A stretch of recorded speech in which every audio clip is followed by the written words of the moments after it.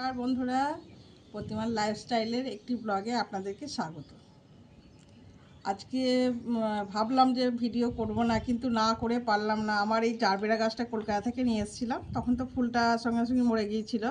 কিন্তু দেখুন, এই বর্ষার জল পেয়ে বা ওয়েদারের কারণে আবার এই দুটো কি সুন্দর জারবেরার ফুল হয়েছে। আর বাগান তো ভরে গেছে বর্ষায়, আপনাদেরকে সেটাই আজকে দেখাবো। আর তার সঙ্গে সঙ্গে আমার যে কী আনন্দ লাগছে এই বাগানটাকে দেখে, আপনাদের বলে বোঝাতে পারবো না। এত বছর বাগান করছি, কিন্তু এই বছর আমার বাগান পরিপূর্ণ হয়েছে। চলুন আজকে আপনাদের একটা একটা করে গাছ দেখাবো। দেখুন, এই বর্ষায় গোলাপগুলো এত সুন্দর ফুটেছে, যেটা আমাকে পিঙ্কি দিয়েছিল, গিফট করেছিল। এইটা দেখুন, এত সুন্দর গোলাপ হয়েছে, মানে খুব ভালো লাগছে। আপনাদেরকে তো আগের বছর অল্প অল্প আমরা দেখিয়েছি, এইবারে দেখুন কেমন থোকায় থোকায় আমরা এসছে, গোটা গাছ ভরে আমরা এসছে। জানেন কি ভালো যে লাগছে। আর এই এই ডালটাই জানেন কটা মানে আমরা এসছে বলুন তো। দেখুন, এইখানে একটা ডালে 15টা আমরা এসেছে, তাও এই একটা আমরা ঝড়ে পড়ে গেছে। হ্যাঁ, মোট 16টা আমরা, একটা ডালে 15টা আমরা, মানে ভাবতে পারছেন কত বড় একটা ঝাঁক হবে। আর তার সঙ্গে এই কামরাঙাটা দেখুন, কামরাঙাটা একেবারে পারফেক্ট, মানে বাজারে যে কামরাঙা কিনি আমরা, সেই কামরাঙার মতো সাইজ হয়েছে এই কামরাঙার।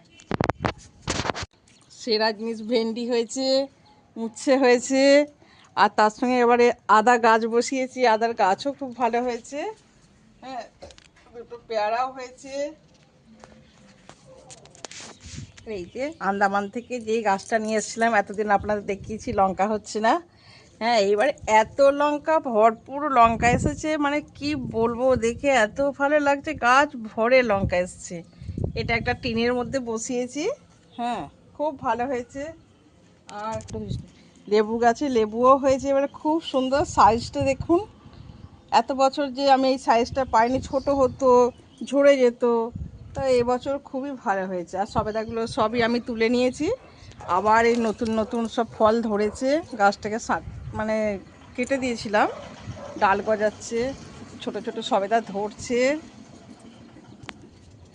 হ্যাঁ, এই বরবটির গাছটা বসিয়েছি, এই যে এখন মানে উঠছে ওপরে।